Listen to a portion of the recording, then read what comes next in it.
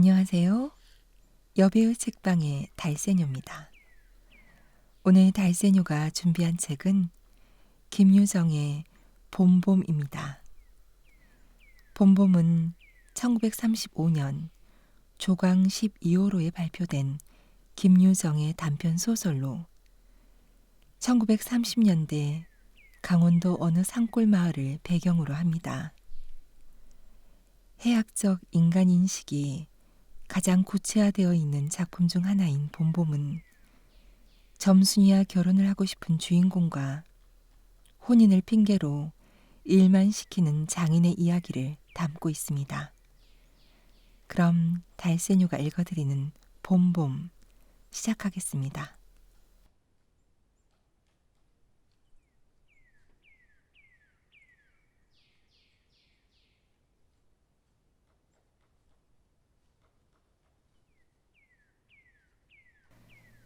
장인님, 인제 내가 이렇게 뒤통수를 긁고 나이가 찼으니 성례를 시켜줘야 하지 않겠느냐고 하면 대답이 늘 이 자식아, 성례고 뭐고 미처 자라야지 하고 만다.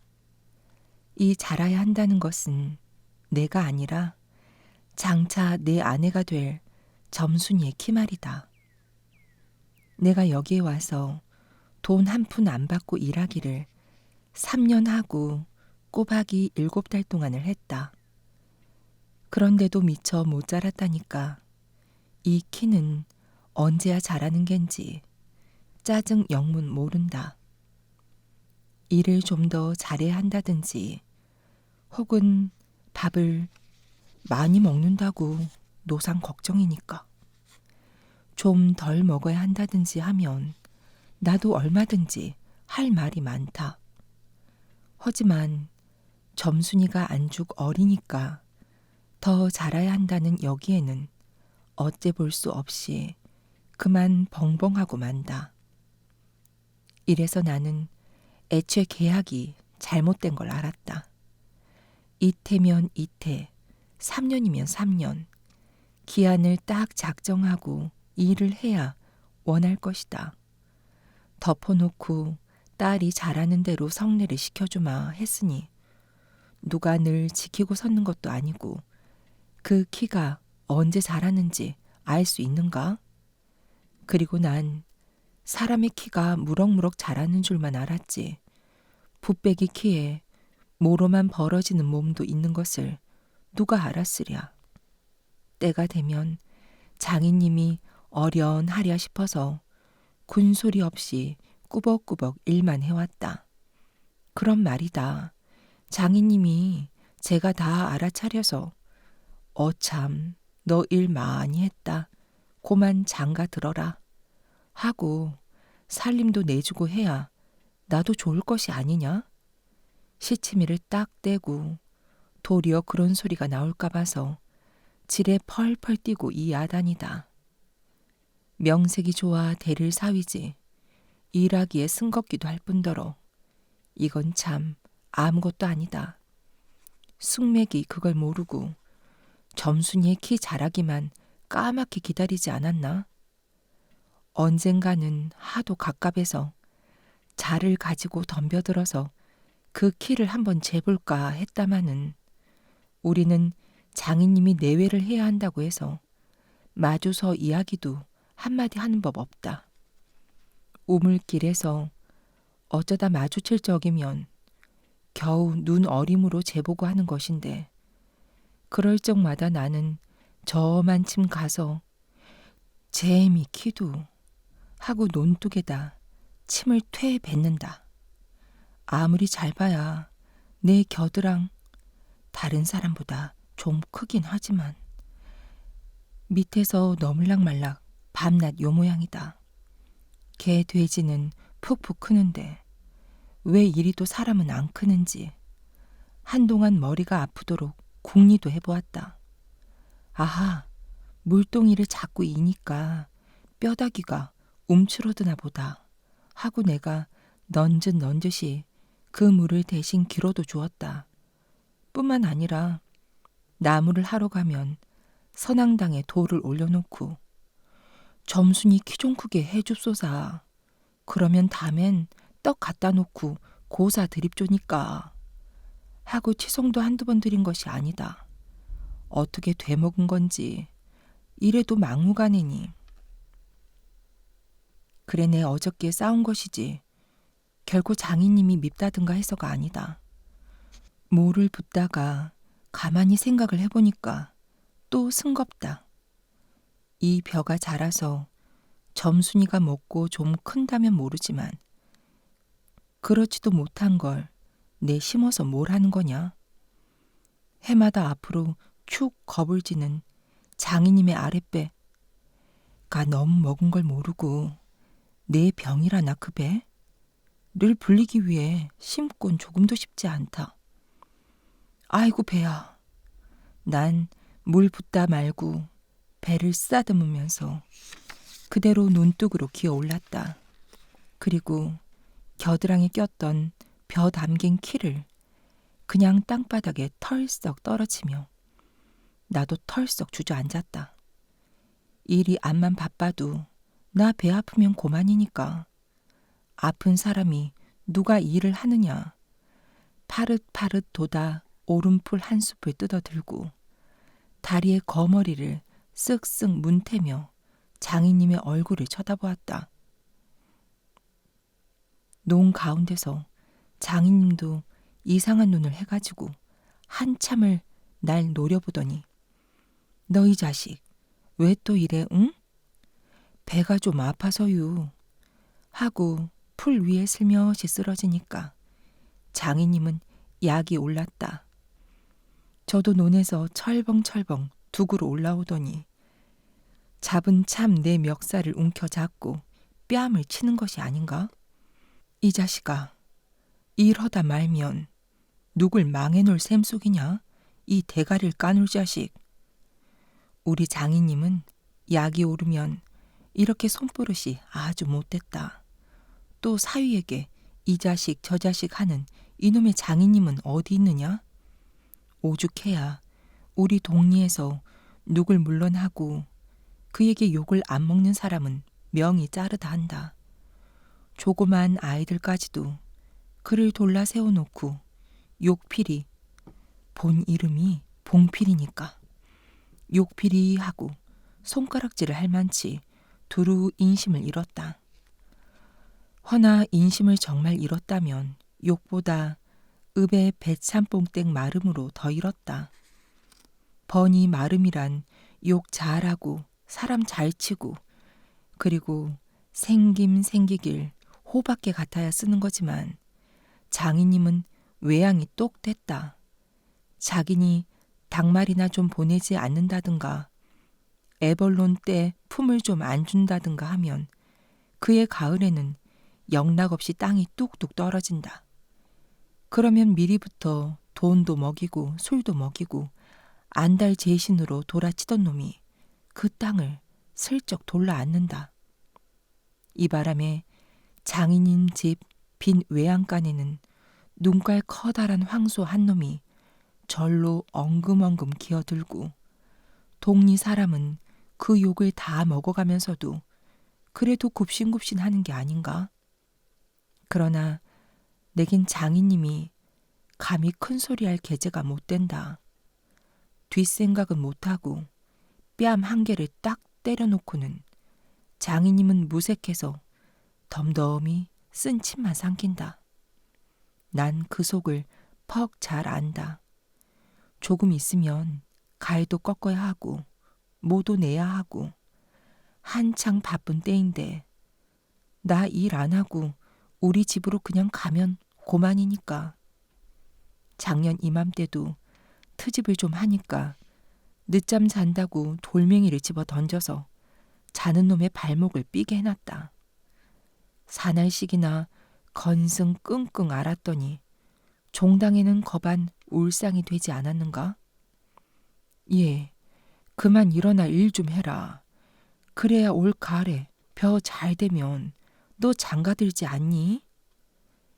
그래 귀가 번쩍 뛰어서 그날로 일어나서 남이 이틀 품들을 논을 혼자 삶아 놓으니까 장인님도 눈깔이 커다랗게 놀랐다. 그럼 정말로 가을에 와서 혼인을 시켜줘야 원 경우가 옳지 않겠나? 벼썸을 척척 들여 쌓아도 다른 소리는 없고 물동이를 이고 들어오는 점순이를 담배통으로 가리키며 이 자식아 미처 커야지. 족을 데리고 무슨 혼인을 한다고 그러니 온? 하고 남 낯짝만 붉게 해주고 고만이다.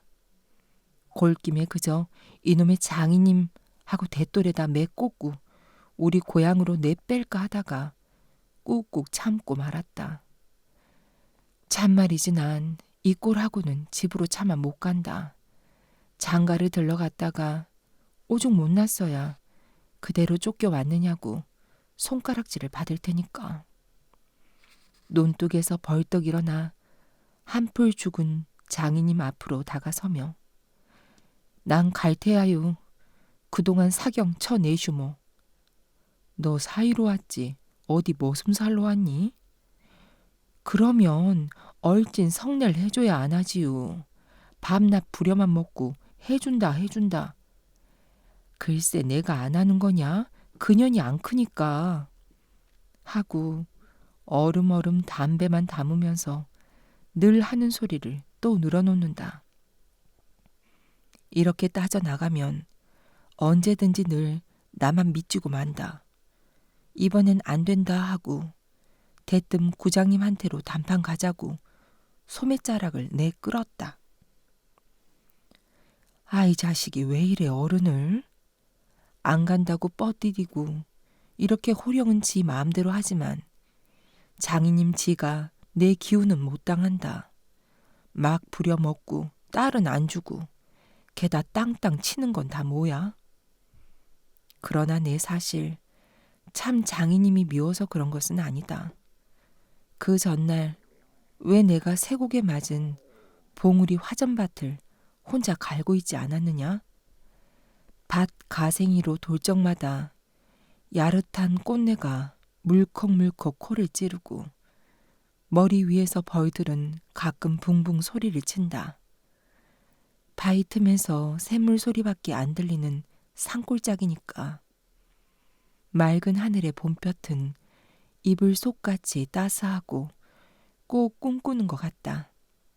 나는 몸이 나른하고 몸살이 나려고 그러는지 가슴이 울렁울렁하고 이랬다. 어러이 마리 맘마마 이렇게 노래를 하며 소를 부리면 여느 때 같으면 어깨가 으쓱으쓱한다. 웬일인지 밭 반도 갈지 않아서 온몸에 맥이 풀리고 대구 짜증만 난다. 공연히 소만 드립다 두들기며 아냐 이 망할 자식의 소. 장인님의 소니까 대리를 꺾어들라.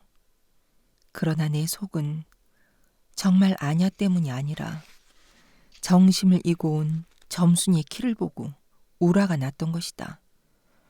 점순이는 뭐 그리 썩 이쁜 계집애는 못 된다. 그렇다고 또 개떡이냐 하면 그런 것도 아니고 꼭 내 아내가 돼야 할 만치 그저 툭툭하게 생긴 얼굴이다. 나보다 10년이 아래니까 올해 16인데 몸은 남보다 2살이나 덜 자랐다. 남은 잘도 훤칠이들 크건만 이건 위아래가 몽툭한 것이 내 눈에는 헐없이 감참해 같다. 참외 중에는 감참외가 제일 맛 좋고 예쁘니까 말이다. 둥글고 커단 눈은 서글서글하니 좋고 좀 지쳐 찢어졌지만 입은 밥술이나 혹혹히 먹음직하니 좋다. 아따 밥만 많이 먹게 되면 팔자는 고만 아니냐? 헌데 한 가지 파가 있다면 가끔가다 몸이 장인님은 이걸 채신이 없이 들까분다고 하지만 너무 빨리빨리 논다. 그래서 밥을 나르다가 때없이 풀밭에다 깨박을 쳐서 흙투성이 밥을 곧잘 먹인다. 안 먹으면 무안해 할까 봐서 이걸 씹고 앉아노라면 으적으적 소리만 나고 돌을 먹는 겐지 밥을 먹는 겐지. 그러나 이날은 웬일인지 성한 밥채로 밥머리에 곱게 내려놓았다. 그리고 또 내외를 해야 하니까 저만큼 떨어져 이쪽으로 등을 향하고 웅크리고 앉아서 그릇 나기를 기다린다.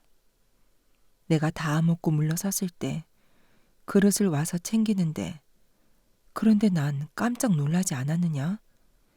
고개를 푹 숙이고 밥 함재에 그릇을 포개면서 나이더러 들으라는지 혹은 제 소린지 밤낮 일만 하다 말 텐가? 하고 혼자서 쫑알거린다. 고대에 잘 내외하다가 이게 무슨 소린가? 하고 난 정신이 얼떨떨했다. 그러면서도 한편 무슨 좋은 수나 있는가 싶어서 나도 공중을 대고 혼잣말로 그럼 어떡해? 하니까 성례 시켜달라지 뭘 어떡해? 하고 되알지게 쏘아붙이고 얼굴이 밝아져서 산으로 그저 도망질을 친다. 나는 잠시 동안 어떻게 되는 심판인지 맥을 몰라서 그 뒷모양만 덤덤히 바라보았다. 봄이 되면 온갖 초목이 물이 오르고 싹이 트고 한다. 사람도 아마 그런가 보다 하고 며칠 내에 부쩍 속으로 잘한 듯 싶은 점순이가 여간 반가운 것이 아니다. 이런 걸 멀쩡하게 안즉 어리다고 하니까. 우리가 구장님을 찾아갔을 때 그는 쌀이문 밖에 있는 돼지 우리에서 죽을 퍼주고 있었다. 서울을 좀 갔다 오더니 사람은 점잖아야 한다고 옷샘이 얼른 보면 지붕 위에 앉은 제비 꼬랑지 같다. 양쪽으로 뾰족이 뻗치고 그걸 애엠하고 늘 쓰담는 손버릇이 있다. 우리를 멀뚱히 쳐다보고 미리 알아챘는지 왜 일들 허다 말고 그래 하더니 손을 올려서 그 애햄을 한번 훅딱 했다. 구장님, 우리 장인님과 츠에 계약하기를. 먼저 덤비는 장인님을 뒤로 떠다 밀고 내가 허둥지둥 달려들다가 가만히 생각하고 아니 우리 빙장님과 츠에 하고 첫 번부터 다시 말을 고쳤다. 장인님은 빙장님 해야 좋아하고 밖에 나와서 장인님 하면 괜스레 골을 내려고 든다. 뱀도 뱀이래야 좋으냐고.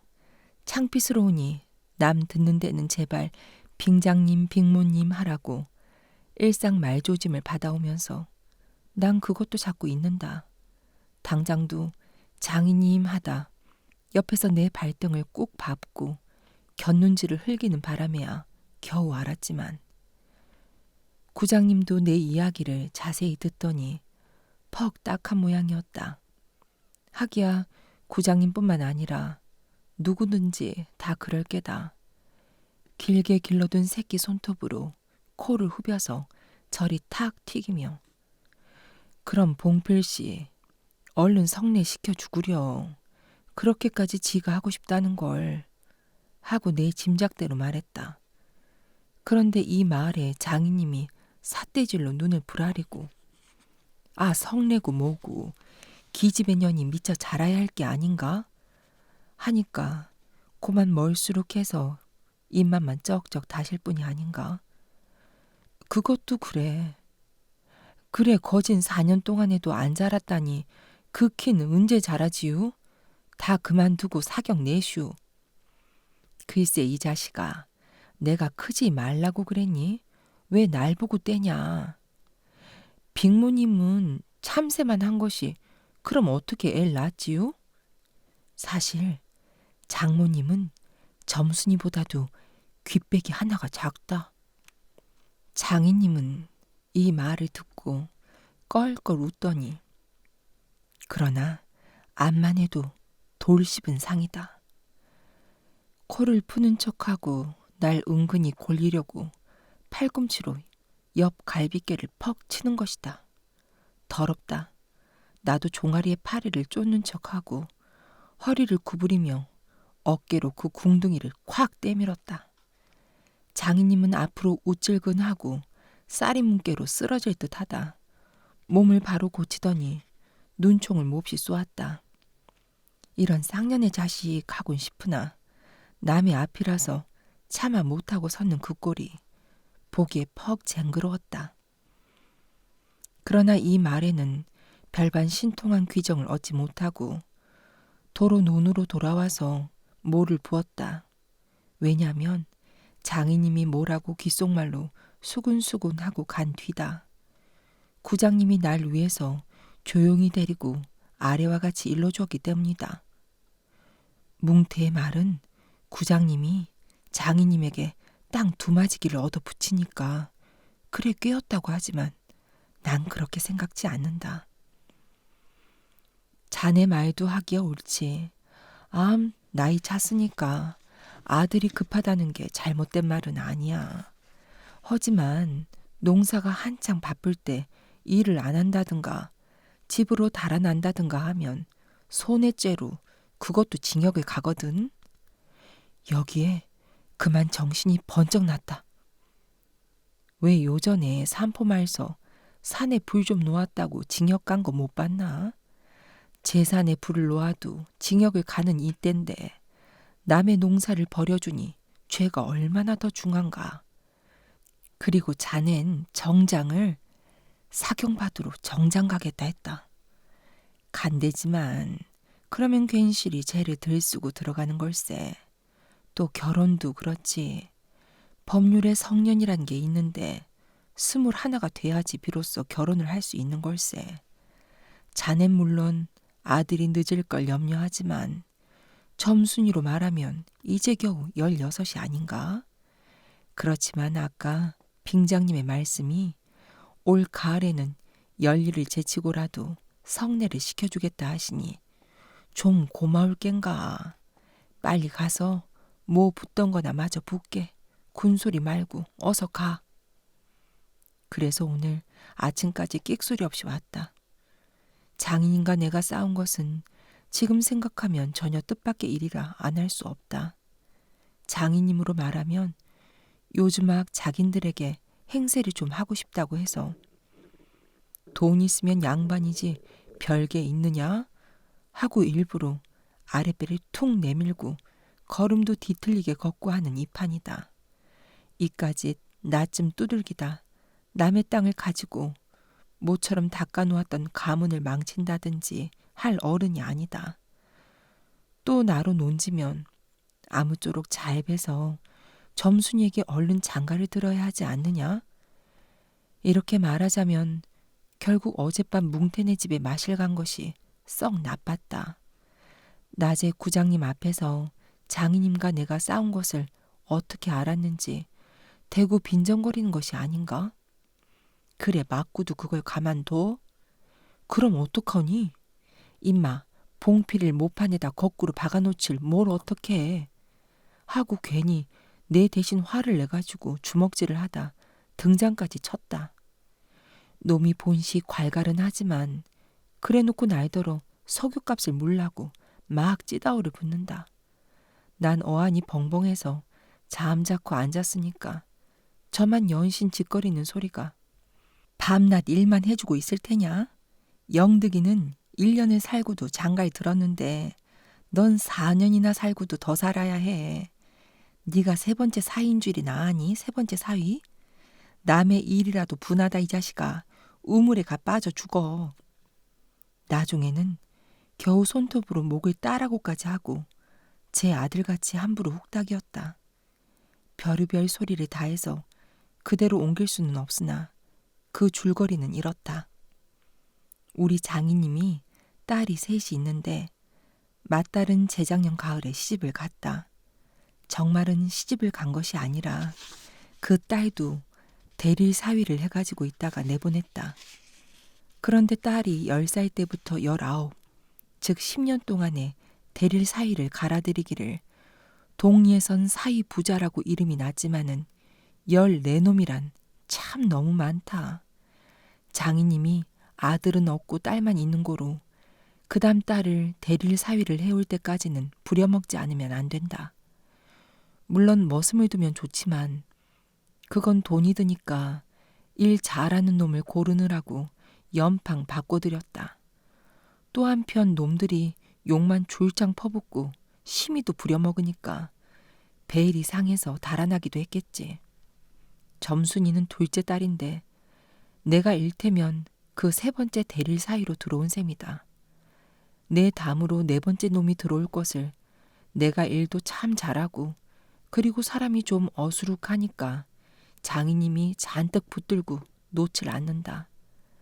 셋째 딸이 인제 6살, 적어도 10살은 돼야 대릴 사이를 할 테므로 그동안은 죽도록 부려먹어야 된다.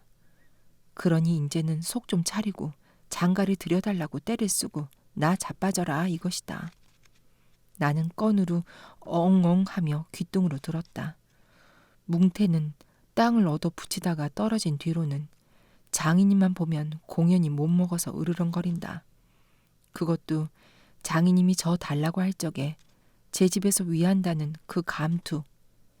예전에 원님이 쓰던 것이라나 옆구리에 뽕뽕 좀먹은 걸레를 선뜻 주었더라면 그럴 리도 없었던 걸.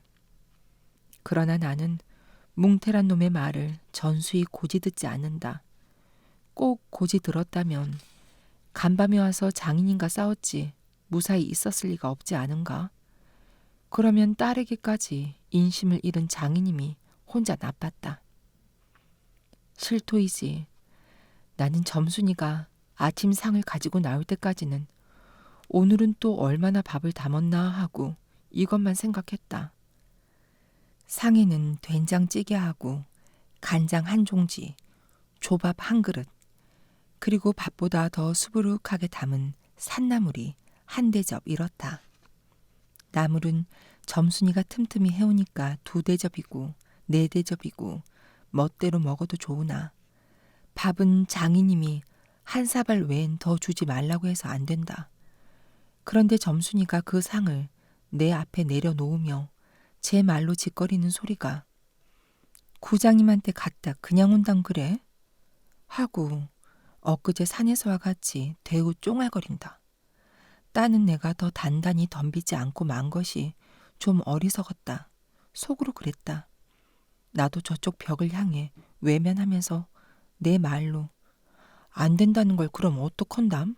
하니까 쇠물 잡아채지 그냥 둬 이 바보야? 하고 얼굴이 또 뻘개지면서 성을 내며 안으로 셀쭉하니 튀들어가지 않느냐? 이때 아무도 본 사람이 없었게 망정이지. 보았다면 내 얼굴이 어미 잃은 황새 새끼처럼 가엾다 했을 것이다. 사실 이때만치 슬펐던 일이 또 있었는지 모른다. 다른 사람은 암만 못생겼다 해도 괜찮지만 내 아내 될 점순이가 병신으로 본다면 참 신세는 따분하다.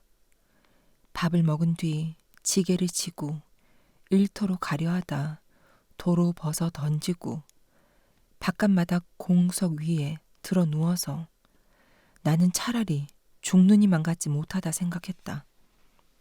내가 일 안 하면 장인님 저는 나이가 먹어 못하고 결국 농사 못 짓고 만다.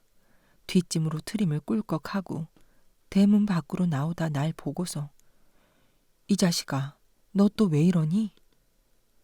관객이 났어유. 아이고 배야. 기껏 밥 처먹고 나서 무슨 관객이야. 남의 농사 버려주면 이 자식아 징역 간다 봐라. 가도 좋아요. 아이고 배야. 참말 난 일 안 해서 징역 가도 좋다 생각했다. 이루 아들을 낳아도 그 앞에서 바보 이렇게 별명을 들을 테니까 오늘은 10쪽이 난데도 결정을 내고 싶었다. 장인님이 일어나라고 해도 내가 안 일어나니까 눈에 독이 올라서 저편으로 힝하게 가더니 지게 막대기를 들고 왔다. 그리고 그걸로 내 허리를 마치 돌 떠넘기듯이 쿡 찍어서 넘기고 했다. 밥을 잔뜩 먹고 딱딱한 배가 그럴 적마다 퉁겨지면서 벨창이 꼿꼿한 것이 여간 캥기지 않았다. 그래도 안 일어나니까 이번엔 배를 지게 막대기로 위에서 쿡쿡 찌르고 발길로 옆구리를 차고 했다. 장인님은 원체 심정이 굳어서 그러지만 나는 저만 못하지 않게 배를 채웠다. 아픈 것을 눈을 꽉 감고 넌 해라. 난 재미난 듯이 있었으나 볼기짝을 후려 갈길 적에는 나도 모르는 결에 벌떡 일어나서 그 수염을 잡아 챘다마는 내 골이 난 것이 아니라 정말은 아까부터 부엌 뒤 울타리 구멍으로 점순이가 우리들의 꼴을 몰래 엿보고 있었기 때문이다. 가뜩이나 말 한마디 톡톡히 못한다고 바보라는데 매까지 잠자코 맞는 걸 보면 짜정 바보로 할 게 아닌가? 또 점순이도 미워하는 이까진 놈의 장인님. 나곤 아무것도 안 되니까 막 때려도 좋지만 사정 보아서 수염만 채고 제 원대로 했으니까 이때 점순이는 퍽 기뻤겠지? 저기까지 잘 들리도록 이걸 까셀라 보다 하고 소리를 쳤다. 장인님은 더 약이 바짝 올라서 잡은 참 지게 막대기로 내 어깨를 그냥 내려 갈겼다. 정신이 다 아찔하다. 다시 고개를 들었을 때 그때 나도 온몸에 약이 올랐다. 이 녀석이 장인님을 하고 눈에서 불이 펑 나서 그 아래 밭 있는 넝 아래로 그대로 떼밀어 굴려버렸다. 조금 있다가 장인님이 씩씩하고 한번 해보려고 기어오르는 걸 얼른 또 떼밀어 굴려버렸다. 기어오르면 굴리고 굴리면 기어오르고 이러길 한 너댓 번을 하며 그럴 적마다 부려만 먹고 왜 성례 안 하지요? 나는 이렇게 호령했다. 하지만 장인님이 선뜻 오냐 내일이라도 성례 시켜주마 했으면 나도 성가신 걸 그만두었을지 모른다. 나야 이러면 때린 건 아니니까 나중에 장인 쳤다는 누명도 안 들을 터이고 얼마든지 해도 좋다. 한 번은 장인님이 헐떡헐떡 기어서 올라오더니 내 바지가랑이를 요렇게 노리고서 단박 움켜 잡고 매달렸다. 악 소리를 치고 나는 그만 세상이 다 팽그르 도는 것이 빙장님, 빙장님, 빙장님. 이 자식 잡아먹어라 잡아먹어. 아 할아버지 살려줍시오 할아버지 하고 두 팔을 허둥지둥 내절 적에는 이마에 진땀이 쭉 내쏟고 이제 참으로 죽나보다 했다. 그래도 장인님은 놓질 않더니 내가 기어이 땅바닥에 쓰러져서 거진 까무러치게 되니까 놓는다. 더럽다. 더럽다. 이게 장인님인가? 나는 한참을 못 일어나고 쩔쩔맸다. 그러다 얼굴을 드니 눈에 참 아무것도 보이지 않았다. 사지가 부르르 떨리면서 나도 엉금엉금 기어가 장인님의 바지 가랑이를 꽉 움키고 잡아 낚었다. 내가 머리가 터지도록 매를 얻어맞는 것이 이 때문이다. 그러나 여기가 또한 우리 장인님이 유달리 착한 곳이다. 여느 사람이면 사경을 주어서라도 당장 내쫓았지. 터진 머리를 불솜으로 손수 지져주고 호주머니에서 희연 한 봉을 넣어주고 그리고 올 가을엔 꼭 성례를 시켜주마. 암만 말고 가서 뒷골에 콩밭이나 얼른 갈아라 하고 등을 두덕여줄 사람이 누구냐? 나는 장인님이 너무나 고마워서 어느덧 눈물까지 났다. 점순이를 남기고 인제 내쫓기려니 하다 뜻밖의 말을 듣고 빙장님 이제 다시는 안 그러겠어요. 이렇게 맹세를 하며 부랴사랴 지게를 지고 일터로 갔다. 그러나 이때는 그걸 모르고 장인님을 원수로만 여겨서 잔뜩 잡아 당겼다. 아 이놈아 놔라 놔. 장인님은 햇손질을 하며 솔개미에 챈 닭의 소리를 연해 질렀다.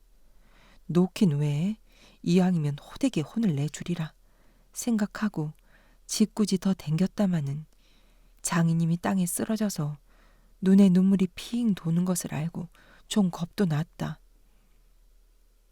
할아버지, 놔라, 놔.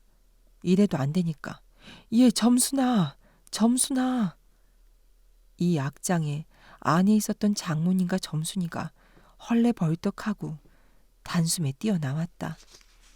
나의 생각에 장모님은 지 남편이니까 역성을 할는지도 모른다.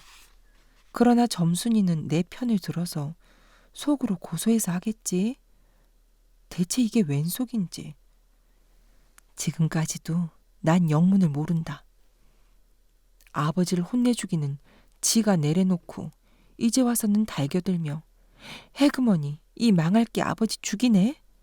하고 내 귀를 뒤로 잡아당기며 마냥 우는 것이 아니냐?